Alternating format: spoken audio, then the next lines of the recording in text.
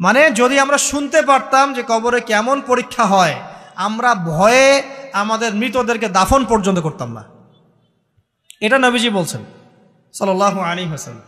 তারপরেও তারা আসবেন, চোখগুলো হবে নীল এবং কালো বর্ণ, নীলাপ চোখের কালো।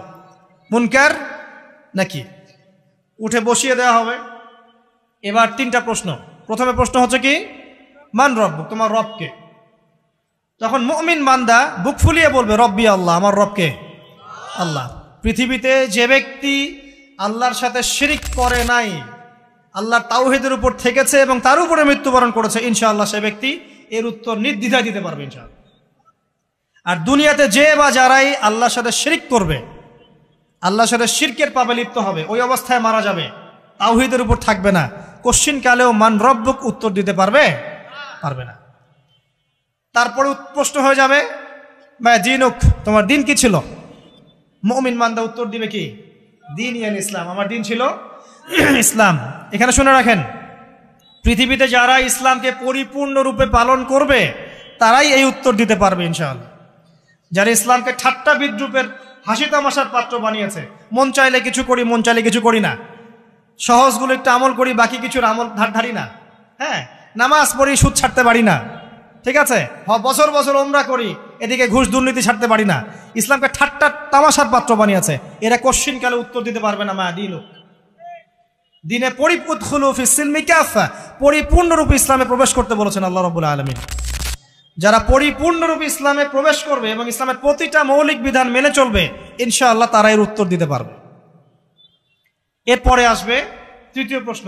নবী সাল্লাল্লাহু আলাইহি ওয়াসাল্লামকে দেখানো হবে। যখন দেখানো হবে তখন সূর্য যখন ডুবে যায়, যে দৃশ্যটা আমরা দেখতে পারি না, ওই দৃশ্যটা ভেসে উঠবে এবং মুমিন বান্দা অস্থির হয়ে যাবে, বলবে আমাকে ছেড়ে দাও, আমি নামাজ পড়বো। সুবহানাল্লাহ। কারণ তার কাছে মনে হবে যে আসরের ওয়াক্ত হয়ে গেছে, আসরের ওয়াক্ত হয়ে গেছে, আসরের ওয়াক্ত চলে যাচ্ছে, আমাকে নামাজ পড়তে হবে। চিন্তা করেছেন? ওই যে একটা হাদিস আছে না, যে 7 শ্রেণীর মানুষকে আল্লাহ রাব্বুল আলামিন আরশের ছায়া দিবেন, তার মধ্যে এক শ্রেণীর মানুষকে যার অন্তর মসজিদের সাথে ঝুলে থাকে, তার মন মসজিদের সাথে ঝুলেছিল, এই সূর্য ডুবে গেল বলে আমাকে ছেড়ে দাও, আমি নামাজ পড়তে যাব। তখন ফেরেশতারা বলবেন তোমাকে নামাজ পড়তে দেয়া হবে, তবে তার আগে তুমি এর উত্তর দাও। কি উত্তর? এই ব্যক্তির দিকে তাকাও। তখন নবী সাল্লাল্লাহু আলাইহি ওয়াসাল্লামকে দেখানো হবে, সাল্লাল্লাহু আলাইহি ওয়াসাল্লাম দরুদ পড়বেন, বলা হবে যে এই ব্যক্তির সম্পর্কে তোমার কি ধারণা? মান হাযা রাজুলু বুইসা ফীকুম, এই ব্যক্তি কে, যাকে তোমাদের কাছে পাঠানো হয়েছিল? মুমিন ব্যক্তি নির্দ্বিধায় বলে দিবে যে তিনি হচ্ছেন আমার নবী মুহাম্মদুর রাসূলুল্লাহ সাল্লাল্লাহু আলাইহি ওয়াসাল্লাম। দেখুন, পৃথিবীতে যে বা যারাই নবী সাল্লাল্লাহু আলাইহি ওয়াসাল্লামের সুন্নতের উপর আমল করবে, ইনশাআল্লাহ সে তার উত্তর দিতে পারবে। দুনিয়াতে যারা নবীর সুন্নতের 5 পয়সা পরোয়া করছে না, তার আদর্শের 5 পয়সা দাম দিচ্ছে না, তারা কোশ্চিন কালে উত্তর দিতে পারবে না। নাম হতে পারে আব্দুর রহমান, আব্দুর রহিম, নবীর সুন্নতের ধার ধারে না, তারা উত্তর দিতে পারবে না। নবীর সুন্নতের গুরুত্ব কত গভীর, এটা আমাদেরকে এখান থেকে বুঝতে হবে। তাই প্রিয় যুবক ভাইরা, মুসলিম ভাইরা, আমাদের জীবনটাকে নবীর আদর্শ এবং সুন্নতে ঢেলে সাজাতে হবে। সকাল থেকে সন্ধ্যা পর্যন্ত প্রতিটা কাজ করব কার তরিকায়? রাসূলের তরিকায়। নামাজ পড়বো তার তরিকায়, রোজা, সিয়াম, হজ, জাকাত, আমল, মুআমালাত, আখলাক সব কার তরিকায়? নবী সাল্লাল্লাহু আলাইহি ওয়াসাল্লামের তরিকা অনুযায়ী ইনশাআল্লাহ। আল্লাহ পাক তৌফিক এনায়েত করুন, আমিন। এবার ফেরেশতা দুজন জিজ্ঞাসা করবেন অবাক হয়ে যে তুমি কিভাবে এটা জানলে, তুমি কিভাবে এই 3টা প্রশ্নের উত্তর দিতে পারলে? কারণ বেশিরভাগ মানুষ তো উত্তর দিতে পারবে না, বেশিরভাগ মানুষই এই উত্তর দিতে পারবে না। কারণ কিয়ামতের মাঠে 1999 জন মানুষ জাহান্নামে যাবে, নাউজুবিল্লাহ। তো এটা কঠিন পরীক্ষা। আল্লাহ রাসূল সাল্লাল্লাহু আলাইহি ওয়াসাল্লাম বলেছেন যে নিশ্চয়ই তোমাদেরকে এখানে পরীক্ষায় ফেলা হবে, আর তোমরা যদি এই পরীক্ষা জেনে তোমাদের মৃতদেরকে দাফন করা থেকে বিরত না থাকতে, তাহলে আমি তোমাদেরকে শুনিয়ে দিতাম কবরে কেমন পরীক্ষা হয়। মানে যদি আমরা শুনতে পারতাম যে কবরে কেমন পরীক্ষা হয়, আমরা ভয়ে আমাদের মৃতদেরকে দাফন পর্যন্ত করতাম না। এটা নবীজি বলছেন সাল্লাল্লাহু আলাইহি ওয়াসাল্লাম। তাকে জিজ্ঞাসা করা হবে যে তুমি কিভাবে জানলে এটা? বেশিরভাগ মানুষ তো পারে না উত্তর দিতে, তখন সেই ব্যক্তি বলে বসবে, সেই ব্যক্তি বলবে যে করাতু কিতাব আল্লাহ, আমি আল্লাহর কিতাব এই কোরআন পড়েছি। মুমিন বলবে আমি আল্লাহর কোরআন পড়েছি, ফাআমানতু বিহি, আমি এর উপর ঈমান এনেছিলাম, ওয়া সাদ্দাকতু, এবং সত্যায়ন করেছিলাম। সুবহানাল্লাহ। অতএব দুনিয়াতে যারা দিনের জ্ঞান অর্জন করছে না, কোরআন পড়ছে না, হাদিস পড়ছে না, পড়াশোনার চেষ্টা করছে না, জানার চেষ্টা করছে না, কবরে পাওয়া ডিফিকাল্ট আছে। এটা একটা অন্যতম প্রশ্ন। আমরা কিন্তু মনে করি 3টা প্রশ্ন হচ্ছে, আসলে প্রশ্ন হচ্ছে কয়টা? 4টা। 3টার পরে আরো একটা এক্সট্রা। কিভাবে জানলে? তখন উত্তর দিচ্ছে আমি আল্লাহর কিতাব পড়েছি, ঈমান এনেছি, সত্যায়ন করেছি। সুবহানাল্লাহ।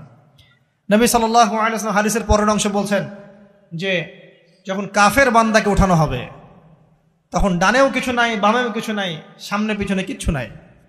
মাথার দিক থেকে ফেরেশতারা চলে আসবেন, উঠিয়ে বসানো হবে, প্রশ্ন করা হবে কে তোমার রব? একটাই উত্তর, লা আদরি, আমি জানি না। নাউযুবিল্লাহ। কি তোমার দিন? লা আদরি, আমি জানি না। এই যে আল্লাহর তো খবর নাই, আল্লাহ পাকের বিধান মেনে চলার কোনো খবরই নাই, পরোয়াই নাই। সে জানবে কিভাবে ইসলাম কি জিনিস? সে জানবে কিভাবে আল্লাহ কি জিনিস? ও তো আল্লাহকে চিনেই না। দিব্যি বলে বেড়াচ্ছে মহাবিশ্ব সৃষ্টি হয়েছে বিগ ব্যাং থেকে, আল্লাহ বলে কেউ নাই। মানুষ সৃষ্টি হয়েছে বান্দর থেকে, নাউযুবিল্লাহ। মানুষ তো আল্লাহকে চিনছে না। এখনো মানুষ মনে করছে যে আল্লাহ বলতে কেউ নাই। এবং এই মুক্ত চিন্তার নামে, বাক স্বাধীনতার নামে নাস্তিকতার যে চর্চাটা বেড়েছে বাংলায়, এটা আশঙ্কাজনক। বড় বড় বিশ্ববিদ্যালয় থেকে পড়ে আসছে, অনেক সময় দেখলাম বড় বিশ্ববিদ্যালয়ের প্রফেসর, সে বলছে যে মহাবিশ্ব বিগ ব্যাং দিয়ে সৃষ্টি হয়েছে, সৃষ্টিকর্তা নাই এখানে। তো মুসলিম বিজ্ঞানীর একটা কথা বলতেন যে মানুষ বিজ্ঞান সম্পর্কে অল্প জানলে নাস্তিক হয়ে যায়, আর অনেক গভীর জ্ঞান অর্জন করলে আল্লাহর কাছে আত্মসমর্পণ করে।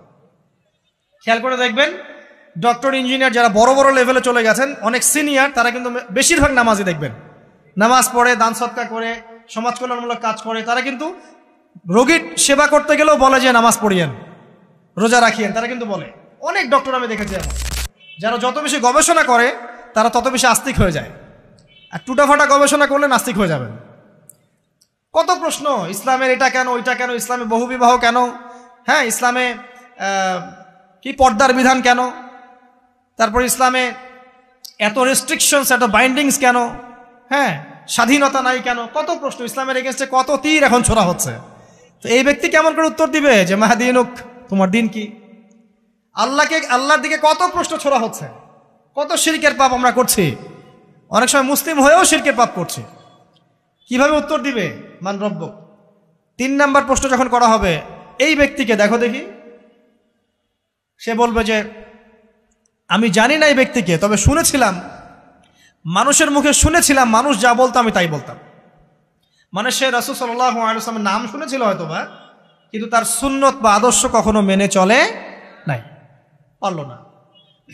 এবার জান্নাতি ব্যক্তি হলে কি হতো? ওই যে সূর্য ডুবছিল যেখানে, তার দৃষ্টির সীমা পর্যন্ত কবরকে প্রশস্ত করে দেয়া হতো, এবং জান্নাতের একটা দরজা তার কবরে খুলে দেয়া হতো। এটা কিভাবে করা হবে সেটা আল্লাহ পাক জানেন, এটার ব্যাখ্যা করার জ্ঞান আল্লাহ আমাদেরকে দেন নাই। যেই মানুষের ক্ষুদ্র জ্ঞানে মানুষ ব্যাকটেরিয়া ভাইরাস নিয়ে গবেষণা করতে হিমশিম খেয়ে যায়, সে মহাবিশ্বের স্রষ্টা নিয়ে কিভাবে গবেষণা করবে? আল্লাহ পাকের অসীম জ্ঞানের সামনে আমার জ্ঞান কি? খুবই ক্ষুদ্র। একটা হাদিসে এসেছে বুখারী শরীফের মধ্যে, যে একটা মহাসমুদ্রের মধ্যে যদি একটা পাখি 1 ফোঁটা পানি উঠিয়ে নিয়ে যায়, ওই 1 ফোঁটা পানি হচ্ছে মহাবিশ্বের জ্ঞান, আর বাকি পুরো মহাসাগর হচ্ছে আল্লাহ পাকের জ্ঞান। তো আমরা এই ক্ষুদ্র জ্ঞানের মানুষ হয়ে আল্লাহর জ্ঞানকে কেমন করে পেনিট্রেট করতে পারি? তো আল্লাহ পাক জান্নাতের দরজাগুলো খুলে দিবেন, একটা দরজা খুলে দিবেন, সেখান থেকে বাতাস আসবে, জান্নাতের নাজ নেয়ামত উপভোগ করতে থাকবে, এবং তার রূহটাকে সবুজ রঙের পাখির আকৃতিতে জান্নাতে রেখে দেওয়া হবে। ইল্লিন মানে ওখানে জান্নাতের নিয়ামত সে পাবে। এটাকে বলা হয় দারুল বারজাখ বা বারজাখের জীবন। জীবন অনেকগুলো, একটা ছিল রুহের জগৎ। রুহের জগতে আমরা সবাই ছিলাম। শোনেন, রুহের জগতে যার সাথে যার বন্ধুত্ব ভালোবাসা গভীর ছিল, দুনিয়াতে তার সাথে তার ভালোবাসা বেশি। এটা হয়তো জানেন না, জানতেন হাদিসটা? রুহের জগতে যদি কখনো আপনার সাথে আমার দেখা হয়ে থাকে, দুনিয়াতে আপনার সাথে আমার দেখা হবে ইনশাআল্লাহ। রুহের জগতে যদি আপনার আমার মধ্যে ঘনিষ্ঠ ভালোবাসা থেকে থাকে, এখানেও ভালোবাসা হয়ে যাবে ইনশাআল্লাহ। এটা বলে আমি আবার তোমাদের বয়ফ্রেন্ড গার্লফ্রেন্ড ভালোবাসা বুঝাই নাই, ওই ভালোবাসার কথা বলি নাই। আবার রুহের জগতে বিদ্বেষ, এখানেও দেখবেন বিদ্বেষ। ওটা একটা জগৎ ছিল যেখানে আল্লাহ পাক সমস্ত আদম সন্তানকে সৃষ্টি করে তাদের রুহটাকে রেখেছিলেন এবং ওয়াদা নিয়েছেন। কি ওয়াদা? আল্লাহ পাক বলেছিলেন আলাস্তু বিরব্বিকুম, সূরা আরাফের 182 নম্বর আয়াত পড়ে দেখবেন, 182 নম্বর আয়াত। আল্লাহ পাক বলেছিলেন যে আমি ওয়াদা নিয়েছিলাম, আলাস্তু বিরব্বিকুম, আমি কি তোমাদের রব নই? আমরা সবাই বলেছিলাম বালা ইয়া রব্বি, অবশ্যই আপনি আমাদের রব। দুনিয়াতে এসে আমরা ভুলে গেছি। এই ভুলে যাওয়াটা মনে করায় দেওয়ার জন্যই আল্লাহ পাক আসমানে কিতাব নাজিল করেন, নবী রাসূল পাঠান, আমাদের কান পর্যন্ত ইসলামের দাওয়াত পৌঁছে দেন, যাতে আমরা মনে করতে পারি। এবার আসেন রুহের জগতের পর আসলাম এই যে দুনিয়ার জগৎ, দারুদ দুনিয়া। দুনিয়ার মধ্যে আছি হয়তো 50, 60, 70, 100 বছর হাইয়েস্ট। এরপর যাবে দারুল বারজাখ, বারজাখের জগৎ। পাপী ব্যক্তি হলে জাহান্নামের দরজা খুলে দেওয়া হবে আর জাহান্নামের সে আযাব ভোগ করতে থাকবে, এবং পুণ্যবান ব্যক্তি হলে জান্নাতের দরজা খুলে দেওয়া হবে এবং এর নাজ নেয়ামত সে ভোগ করতে থাকবে। তখন তাকে বলা হবে এটা জান্নাতের সেই জায়গা যেখানে তুমি থাকবে। এটা দেখার সাথে সাথে, শোনার সাথে সাথে তার যে খুশি উৎফুল্লতা আরো অনেক বেড়ে যাবে। এবং সে কি করবে জানেন? সে পৃথিবীতে ফিরে আসতে চাইবে। সে বলবে আমাকে আমার পরিবারবর্গকে জানাতে দেন, আমাকে আমার পরিবারবর্গকে জানাতে দেন যে আমি ভালো আছি। তখন ফেরেশতারা তাকে বলবেন যে এটা সম্ভব না, তোমার এবং তাদের মাঝে দারুল বারজাখ আছে, তুমি এটা ভেদ করে যেতে পারবে না। তখন তার আত্মাটাকে ইল্লিনে দেওয়া হবে, একটা সবুজ পাখির আকৃতিতে জান্নাতে ঘুরে বেড়াবে ইনশাআল্লাহ। আর যদি জাহান্নামী হয় তাহলে যে বললাম দরজা খুলে যাবে, জাহান্নামের মর্মান্তিক আযাব তার দিকে আসতে থাকবে। কবর সংকুচিত হয়ে আসবে এমনভাবে যাতে তার বাম পাজর ডান পাজরের ভিতরে এইভাবে ঢুকে যাবে, নাউযুবিল্লাহ। এবং এই আযাব চলতে থাকবে ইলা ইয়াউমি ইউবআসুন, পুনরুত্থানের দিন পর্যন্ত। এখন এই যে হাদিসটা আপনারা শুনলেন, এই হাদিসটা ব্যক্তিকেন্দ্রিক নয় কি? এখানে তিনটা বিষয় আপনাকে ফোকাস করতে হবে আমাদেরকে। এক, তাওহীদ, আল্লাহ পাকের তাওহীদ। দুই, রিসালাত, রাসূলুল্লাহ সাল্লাল্লাহু আলাইহি ওয়াসাল্লামের রিসালাত। এবং আখিরাত, পরকাল। এই তিনটা বিষয় খুব স্বল্প কথায় বলছি। দেখুন, তাওহীদ কি? আল্লাহ পাকের একত্ববাদ। এক আল্লাহকে আপনি সৃষ্টিকর্তা মানবেন, রিজিক দাতা মানবেন, পালন কর্তা মানবেন, সন্তান দাতা, ভালো মন্দের মালিক, সমস্ত কিছুর মালিককে আল্লাহ। আল্লাহ আল্লাহ আমাকে বাঁচিয়ে রেখেছেন, আল্লাহ আমাকে মৃত্যু দিবেন, আল্লাহ আমাকে রিজিক দেন, আল্লাহ আমাকে সন্তান দিবেন, আল্লাহ আমার ভালোর মালিক, আল্লাহ মন্দের মালিক, আল্লাহ সমস্ত কিছুর মালিক। এই কনসেপ্ট পরিষ্কার থাকবে, লা ইলাহা ইল্লাল্লাহ পরিষ্কার থাকবে। সমস্ত বিষয় কার পক্ষ থেকে? আল্লাহর পক্ষ থেকে। এই তাওহীদ, সংক্ষিপ্ত কথায় বললাম তাওহীদ। এর মধ্যে তিনটা ক্লাসিফিকেশন আছে, রুবুবিয়্যাত, উলুহিয়্যাত, আসমা ও সিফাত। এটা আপনারা কিতাবুত তাওহীদ বই থেকে পড়ে নিয়েন।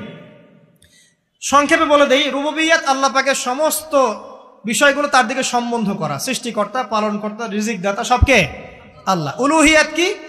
দুনিয়াতে এসেছি আল্লাহ পাকেরই দাসত্ব করতে হবে, অন্য কারো দাসত্ব চলবে না, তাওহীদ উলুহিয়্যাত। আসমা ও সিফাত কি? আসমা সিফাত মানে হচ্ছে আল্লাহ পাকের নাম গুণাবলীগুলো আছে। আল্লাহ পাক রহমান, আল্লাহ পাক রহিম, আল্লাহ পাক রাজ্জাক, হ্যাঁ, আল্লাহ পাক গফুর, আল্লাহ পাক শদীদুল ইকাব। সমস্ত গুণাবলী কার? আল্লাহ। এই হলো আসমা ও সিফাত। আল্লাহ পাক যেমন, আল্লাহ পাক তেমন, আল্লাহ পাক নিজের মতো, কারোর সাথে তুলনীয় নন। হুয়াল্লাহু আহাদ, একক। আল্লাহুস সামাদ, তিনি অমুখাপেক্ষী। লাম ইয়ালিদ ওয়া লাম ইউলাদ, তিনি জন্ম দেননি, জন্মিতও নন। ওয়া লাম ইয়াকুল লাহু কুফুয়ান আহাদ, তার সমতুল্য আর কিছুই নাই। আল্লাহ থেকে সবকিছু হয়, এটাই হলো তাওহীদ। এখন এর তাওহীদের বিরুদ্ধে গেলে কি হয়ে যাবে? শিরক। কেউ যদি মনে করে যে আল্লাহ ছাড়া কেউ আমাকে জীবন দিতে পারে, আল্লাহ ছাড়া কেউ আমাকে মারতে পারে, আল্লাহ ছাড়া কেউ আমাকে রিজিক দিতে পারে, অথবা আল্লাহ ছাড়া কেউ সন্তান দিতে পারে, আল্লাহ ছাড়া অন্য কারো কাছে কেউ যদি দোয়া করে, আল্লাহ ছাড়া অন্য কারো জন্য নজর মানত করে, আল্লাহ ছাড়া অন্য কারো নামে কসম খায়, আল্লাহর হালালকে হারাম করে দেয়, আল্লাহর হারামকে হালাল করে নেয়, ঠিক আছে? আল্লাহ থেকে শুভ অশুভ আসে না, শুভ আল্লাহর পক্ষ থেকে আসে, অশুভ শয়তানের পক্ষ থেকে আসে, এমনও যদি কেউ মনে করে, শুভ অশুভ দুটোই আল্লাহর পক্ষ থেকে আসে, কিন্তু কেউ যদি মনে করে না শুভগুলো আল্লাহর পক্ষ থেকে, অশুভগুলো শয়তানের পক্ষ থেকে, এমনও যদি মনে করে, শিরক হয়ে যাবে। মুসলিমরা চলাফেরায় শিরক করছে। এখন মুসলিমরা আল্লাহ ছাড়া অন্য কারো কাছে চাচ্ছে, মুসলিমরা অনেকে কবরে সেজদা করছে, মুসলিমরা অনেকেই মৃত মানুষের কাছে দোয়া করছে, হাতে বালা পরে আছেন, খোলেন না। কেন খোলেন না? ভয়ে যদি আপনার ক্ষতি হয়, শিরক। মুসলিমরা দেখবেন আগুনের সামনে মাথা নত করছে, মুসলিমরা এখন মেডিটেশন করে, ধ্যান করে, মুসলিমরা জিনকে তাবে করতেছে। অনেক সময় দেখা যায় মুসলিমরা জাদু করতেছে, জাদুবিদ্যা, কুফরি কালাম করছে না, করছে। সবই শিরক, সবই শিরক। মুসলিমরা দেখবেন আল্লাহর হালাল যেগুলো আছে এগুলোকে হারাম করে ফেলছে, আবার অনেক সময় আল্লাহর হারামগুলোকে হালাল করে নিচ্ছে। সুদ কি ভাই? এখানে ফরজ, হালাল করে নেওয়া হয়েছে। মদ কি? তোমাদের কাছে তো ওয়াজিব, না খাইলে ঘুম হয় না। তো এই যে আল্লাহ হারামগুলোকে কি করছি আমরা? হালাল করে ফেলছি, এটাও শিরক, কুফরি একটা। তো এক কথায় তাওহীদের উপর যারা থাকবে মান রব্বক উত্তর দিতে পারবে ইনশাআল্লাহ। যারা শিরক করে ফেলবে ওই অবস্থায় মারা যাবে, মান রব্বক উত্তর দিতে পারবে না। আমার কথা কি বোঝা যাচ্ছে? আমি সহজ করার চেষ্টা করছি কিন্তু হয়তো পারছি না, এটা আমার ব্যর্থতা। এক কথায় যদি আমরা কবরের প্রথম প্রশ্নের উত্তর দিতে চাই তাহলে আমাদেরকে অবশ্যই তাওহীদের উপর থাকতে হবে, শিরকে যাওয়া যাবে না। প্রিয় ভাইরা, শিরকের পাপ থেকে আজকে তওবা করে ফেলবেন। আল্লাহ জেনে না জেনে জীবনে যত শিরক করেছে আল্লাহ মাফ করে দাও, আমিন। এবং আগামী দিনগুলোতে শিরকের পাপে লিপ্ত হয় না। প্রিয় ভাইরা, যদি আপনার আমল নামায় আসমান জমিন সমানও পাপ থাকে, শিরকের পাপটুকু না থাকে, আল্লাহ পাক আপনার পুরো পাপ মাফ করতে পারবেন ইনশাআল্লাহ। আল্লাহ পাক বলেছেন মেরাজের রাতে নবী সাল্লাল্লাহু আলাইহি ওয়াসাল্লামকে আরশে আজিমের কাছে উঠিয়ে নিয়ে আল্লাহ পাক 3টা ওহী করেছেন। কয়টা ওহী? একটা ছিল 5 ওয়াক্ত নামাজ, ঠিক আছে। 2 নাম্বার হচ্ছে সূরা বাকারার শেষের 3টা আয়াত। 3 নাম্বার একটা ওয়াদা, একটা প্রতিশ্রুতি। সেটা কি?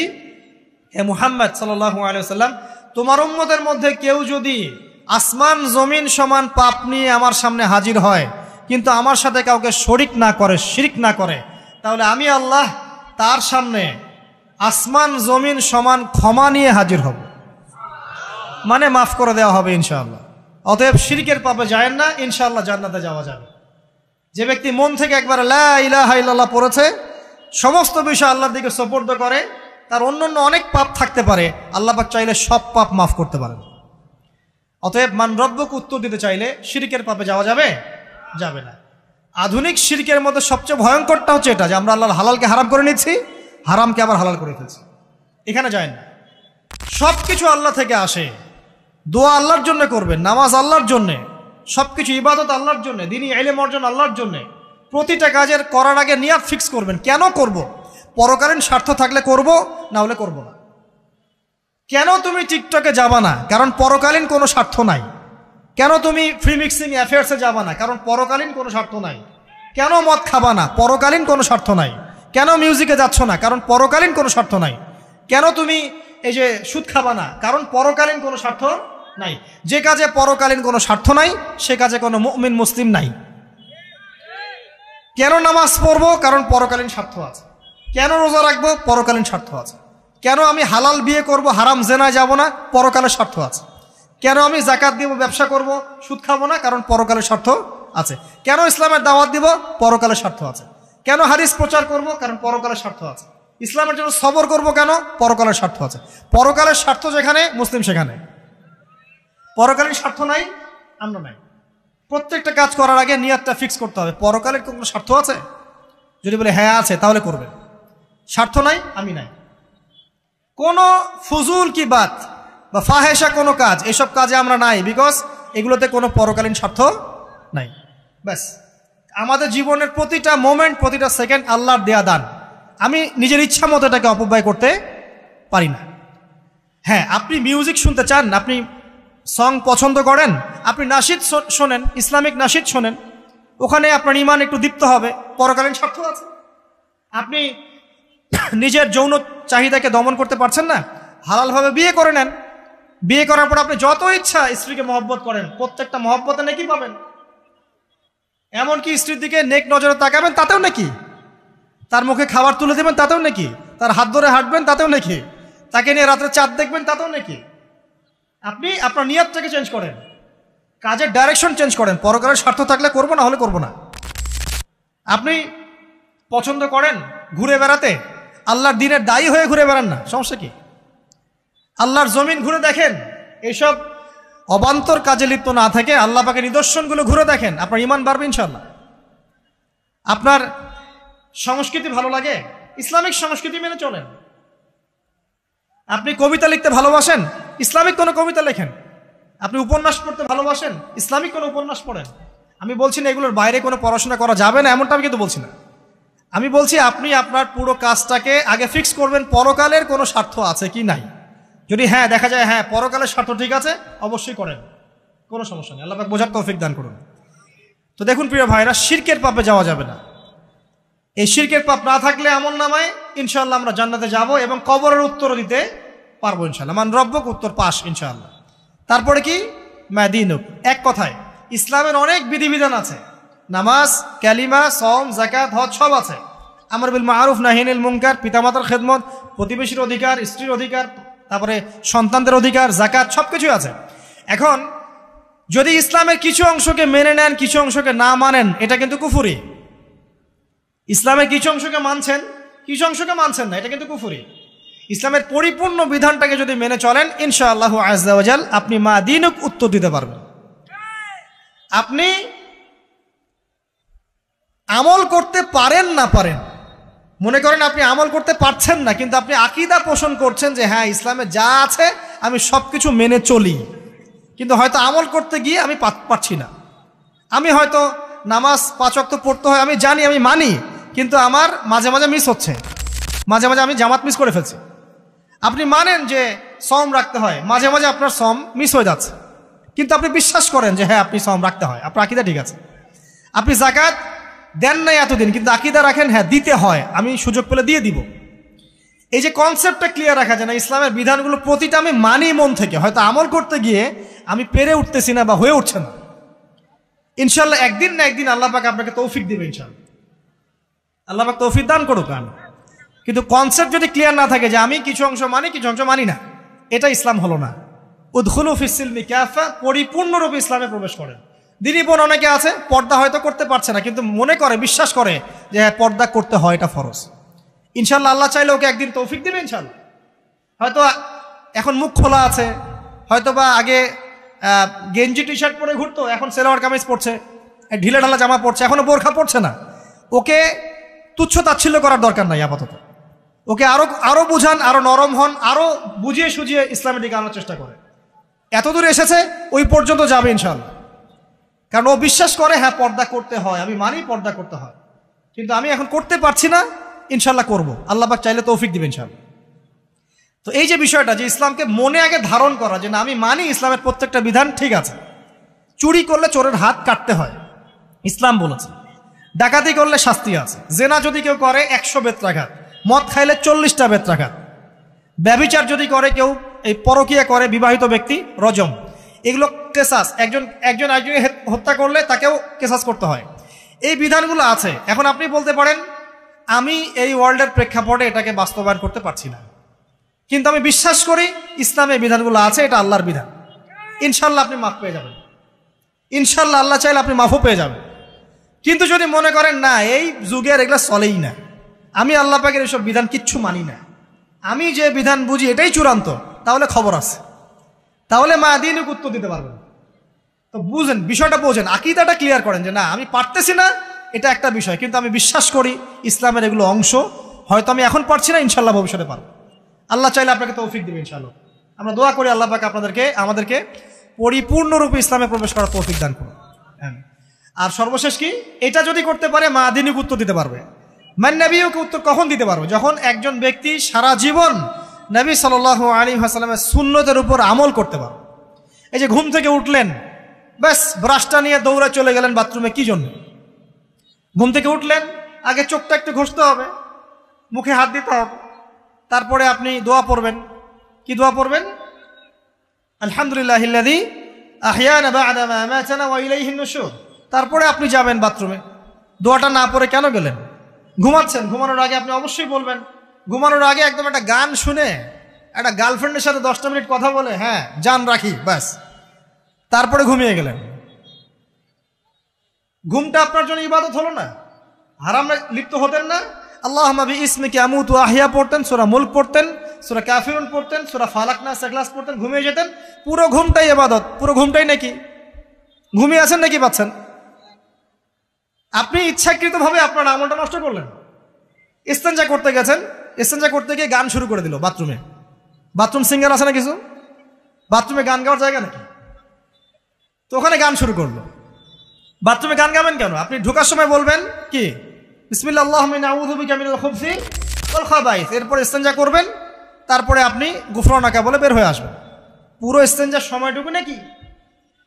নামাজ পড়তে দাঁড়িয়েছেন, এখানে রিয়া কোনো লৌকিকতা থাকবে না, লোকজন আমাকে দেখছে আমি ভালো করে নামাজ পড়ি, এমন থাকবে না। নামাজে দাঁড়িয়েছেন আল্লাহর জন্য খালেস। এখন আল্লাহ আপনার মাঝখানে আর কেউ নাই, আল্লাহ আপনার মাঝখানে আর কেউ নাই। এমনকি যা ইচ্ছা তাই নামাজ পড়বেন?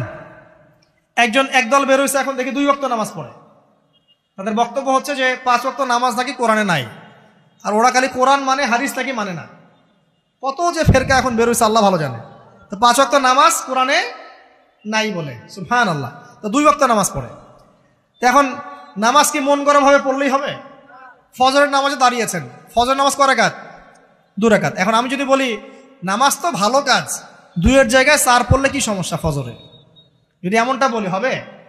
কেন হবে না? কারণ নবী সাল্লাল্লাহু আলাইহি ওয়াসাল্লাম 2 পড়েছেন, আমাকে 2 পড়তে হবে, সিম্পল। 4 পড়লে আপনার নামাজ বাতিল। ফজরের নামাজ 4 রাকাত পড়লে নামাজ কি বাতিল হবে না? মাগরিবের নামাজে দাঁড়িয়েছেন, 3 রাকাত নামাজ। তখন আপনি মনে চিন্তা করছেন না 3-এর জায়গায় আমি 4 পড়বো, 5 পড়বো। নামাজ তো ভালো জিনিস, বেশি করলে কি সমস্যা? সবকিছু বেশি করতে হয় না। রাসূলুল্লাহ সাল্লাল্লাহু আলাইহি ওয়াসাল্লাম যা দিয়েছেন তাই করতে হয়, এর নাম সুন্নত। বাইরে গেলে হবে কি? বেদাত। প্রত্যেকটা কাজ খেয়াল করতে হবে। তো প্রত্যেকটা আমল এভাবে। নামাজ, এই যে রোজা রাখবেন, রমজান মাসে রোজা রাখলে এটা ফরজ। আর আপনি চিন্তা করেন রোজা তো ভালো জিনিস, আমি রমজানেও রাখবো, শাবান পুরো 2 মাসে রাখবো, হবে? দেখেন, নফল বিষয়টা আলাদা, আমি ফরজের কথা বলছি। কেউ যদি মনে করে ফরজ রোজা আমি 2 মাসে রাখবো, রমজানও রাখবো, শাবানও রাখবো, রোজা ভালো জিনিস করলে কি সমস্যা হবে? হবে না। এভাবেই হজ করতে হয় ওইখানে আরাফার মাঠে। আপনি মনে করেন কুড়িগ্রামে হজের একটা জায়গা বানাইলাম আমরা, মনে করেন কথার কথা, এমনও কিন্তু জায়গা আছে মানুষ অন্য জায়গায় হজ করে। কিন্তু আপনি ভাবছেন এমনি এমনি বলছি, এমন অনেক ফেরকা আছে মুসলিমদের মধ্যে, মুসলিম নামধারী, এগুলো মুসলিম না, হজেরও জায়গা বানাইছে আলাদা, ওখানে হজ করে, ওখানে তাওয়াফ করে। এখন হজ যেখানে করতে হবে ওখানে না করে যদি এখানে করি, হবে? হবে না। যাকাত দেওয়ার একটা লিমিট আছে, এইটুক দিতে হবে। আপনি এখন কম দিলেন, হবে? আবার দিলেন না, আমি একদম বেশি দিয়ে ফাটায় ফেলাবো একেবারে, সেখানে হবে? তো এই জিনিসগুলো খেয়াল রাখতে হবে যে আমাদের এক কথায় নবী সাল্লাল্লাহু আলাইহি ওয়াসাল্লামের সুন্নাহটা মেনে চলা। আমলের ক্ষেত্রেও একইভাবে, আপনার অর্থনৈতিক জীবনেও নামাজ, রোজা, হজ, যাকাত আপনার পারফেক্ট। এবার আপনি এসেছেন অর্থনীতির ক্ষেত্রে, এসে মাশাআল্লাহ দাড়ি টুপি জুব্বা নিয়ে মাপে কম দিচ্ছেন, চলবে? দাড়ি টুপি জুব্বা আছে, মানুষকে ঠকাচ্ছেন, মজুদ করছেন, সিন্ডিকেট করছেন, অনেক সময় সরকারকে বিব্রত করে ফেলছেন, মাল মজুদ করছেন, দাম বেড়ে যাচ্ছে, বিব্রত হচ্ছে সরকার, হবে? দাড়ি টুপি পাগড়ি জুব্বা পরে, ভিতরটা আগে। ইমান ভিতরে না থাকলে দাড়ি টুপি দিয়ে লাভ আছে? তাকওয়া ভিতরে না থাকলে আমার দাড়ি টুপি দিয়ে লাভ আছে? মুহসিন হতে হবে। সো ইকোনমিক সেকশনে গিয়েও নবীর আদর্শ ভুলে যাওয়া যাবে না, সেখানেও তার আদর্শ মেনে চলতে হবে। এভাবেই সমাজ জীবন, পরিবার, সর্বক্ষেত্রেই নবীর সুন্নাহ মেনে চললে পরে ওই ব্যক্তিকে উত্তর দেওয়া যাবে ইনশাআল্লাহ, তিনি আমাদের নবী মুহাম্মদ রাসূলুল্লাহ সাল্লাল্লাহু আলাইহি ওয়াসাল্লাম। সর্বশেষ গিয়ে বলা হবে কিভাবে জানলে? তখন উত্তর কি দিবে মুমিন? আমি আল্লাহর কিতাব পড়েছি, ঈমান এনেছি, এরপরে আমি সত্যায়ন করেছি। তার মানে পড়াশোনা করতে হবে না ভাই? আল্লাহর কিতাব পড়তে হবে না? কারা কারা আল্লাহর কিতাব পড়তে জানেন হাত তোলেন। আলহামদুলিল্লাহ। আগামী রমাজান আসার আগেই পুরো কোরআন 1 খতম করবেন, পারা যাবে ইনশাআল্লাহ? এবং প্রত্যেক দিন আমাকে ওয়াদা করেন, প্রত্যেক দিন 1 পারা করে কোরআন তেলাওয়াত করব, পারবেন ইনশাআল্লাহ? না বলেন পারবো ইনশাআল্লাহ? পারবো ইনশাআল্লাহ। আল্লাহ পাক তৌফিক দান করুন, আমিন। কোরআন পড়তে হবে। শুধু কি জাস্ট তোতা পাখির মতো পড়েই যাবেন সারা জীবন? অর্থটা একটু বোঝার চেষ্টা করবেন না ভাই? করা উচিত না? করা উচিত। যদি আপনার সামর্থ্য থাকে আপনার অবশ্যই করা উচিত। সামর্থ্য নাই, বয়স হয়ে গেছে, পারেন না, সেটা আলাদা বিষয়। সামর্থ্য আছে আপনার অবশ্যই উচিত। আলহামদুলিল্লাহি রাব্বিল আলামিন মানে কি? আর রহমানির রহিম মানে কি? মালিকি ইয়াউমিদ্দিন বলছে, এটা মানে কি? ইয়াকা না'বুদু বলছি, ওয়া ইয়াকা নাস্তাঈন, এর অর্থ কি? ইহদিনাস সিরাতাল মুস্তাকিম মানে কি? সিরাতাল লাযীনা আন'আমতা আলাইহিম গায়রিল মাগদুবি আলাইহিম ওয়ালাদ-দালিন, কি অর্থ, কি বললাম? নামাজে এটার অর্থ জানলে মনোযোগ কি ডানে বামে যাবে? যাবে না ইনশাআল্লাহ। এই যে আল্লাহ পাক বলছেন, ইয়া আইয়ুহাল্লাযীনা আমানুত্তাকুল্লাহ, হে মুমিনগণ আল্লাহকে ভয় করো, হাক্কা তুকাতিহি ওয়া লা তামুতুন্না ইল্লা ওয়া আনতুম মুসলিমুন, তোমরা এমনভাবে আল্লাহকে ভয় করো, ভয় করার মতো ভয় করো, এবং পরিপূর্ণ মুসলিম না হয়ে মৃত্যুবরণ করো না। এর অর্থটা জানলে ভালো লাগলো না? বুঝতে পারলাম না কোরআনটা? আল্লাহ বলছেন ওয়াদারু মা বাকিয়া মিনার রিবা, সুদের অবশিষ্ট অংশ ছেড়ে দাও। ওয়া ইল্লাম তাফআলু ফাআযানু বিহারবিন মিনাল্লাহি ওয়া রাসূলিহি, যদি না করো আল্লাহ এবং রাসূলের সাথে যুদ্ধের ঘোষণা শুনে রাখো। অর্থ জানলে হেদায়েত পাওয়া যায় না? অতএব অর্থটা জানার চেষ্টা করেন। আল্লাহ পাক তৌফিক ইনায়েত করুন। অর্থ বোঝার ক্ষেত্রে যদি কোনো প্রতিবন্ধকতা পান সামনে, আলেম ওলামার কাছে যাবেন, জিজ্ঞাসা করে অর্থ জেনে নেবেন। নিজে নিজে আবার মন করা ব্যাখ্যা করতে যায় না। কোরআন বুঝতে গেলে হাদিস লাগবে, হাদিসগুলো পড়তে হবে। হাদিসের কিছু বই কিনবেন, রিয়াদুস সালেহিন, ফয়জুল কালাম, এই যে আপনারা পড়েন, মুনতাখাব হাদিস পড়েন, ঠিক আছে, বুলুগুল মারাম মিন আদিল্লাতিল আহকাম, মিশকাতুল মাসাবি, এই বইগুলো বাসায় রাখবেন। এরপরে আস্তে আস্তে কিনবেন আবু দাউদ, তিরমিজি, নাসাই, এগুলো কিনবেন। পরে গিয়ে বুখারী মুসলিমের অনুবাদ কিনবেন, আগে কিনবেন না। এগুলো কঠিন হাদিস, এগুলো আগে পড়লে আপনি মাথাটা আপনার কিন্তু ঘুরতে থাকবে। তো আগে কি ক্লাস 8-এ পড়বেন না আগে এইচএসসি দিবেন? আগে ক্লাস 7-8 পার করে যান, তারপরে ওদিকে যান। আল্লাহ বোঝার তৌফিক দান করুন। প্রিয় ভাইরা, ইলম অর্জন করতে হবে। ইলম অর্জন করলে পরে আপনি তালেবে ইলম, তালেবে ইলমের পায়ের নিচে আল্লাহর ফেরেশতারা পাখা বিছিয়ে দিবে ইনশাআল্লাহ তাআলা। ইলম অর্জন করে আপনি যখন আলেম হবেন বা দ্বীনের জ্ঞান অর্জন করবেন, তখন আপনি দাওয়াতের কাজও করতে পারবেন। আপনার দাওয়াতে যত মানুষ ইসলামের দিকে আসবে সমস্ত নেকি আপনি পাবেন ইনশাআল্লাহ। এবং যখন আপনি আরো বড় আলেম হয়ে যাবেন, আল্লাহ তৌফিক দান করুন, তখন আসমানের যত মাখলুক এবং জমিনের যত মাখলুক, এমনকি গর্তের মধ্যে যে পিপিলিকা আছে সেগুলাও, এমনকি সাগরের নিচের মাছ আপনার জন্য ইস্তেগফার করবে, দোয়া করবে ইনশাআল্লাহ। আল্লাহ পাক আমাদের সবাইকে শিরক মুক্ত আমল করার তৌফিক দান করুন, আমিন। আল্লাহর তাওহীদের উপর থাকার তৌফিক দান করুন, আমিন। আল্লাহ পাক আমাদের সবাইকে দ্বীন ইসলাম পরিপূর্ণরূপে পালন করার তৌফিক দান করুন, নবী সাল্লাল্লাহু আলাইহি ওয়াসাল্লামের আদর্শ মেনে চলার তৌফিক দান করুন, এবং দ্বীনের জ্ঞান অর্জন করার তৌফিক দান করুন। দুনিয়াতে আমরা যতদিন বেঁচে থাকবো ইসলামের উপর যেন বেঁচে থাকতে পারি, এবং আমাদের মৌতের পর দারুল বারজাখ। আমাদের এই ভিডিওটি যদি আপনার ভালো লেগে থাকে তাহলে ভিডিওতে একটি লাইক দিতে পারেন এবং আপনার প্রিয়জনদের সাথে শেয়ার করতে পারেন, এবং এইরকম আরও ভিডিও পেতে আমাদের ইউটিউব চ্যানেলটি সাবস্ক্রাইব করে পাশে থাকা বেল আইকনটি অন করে দিন।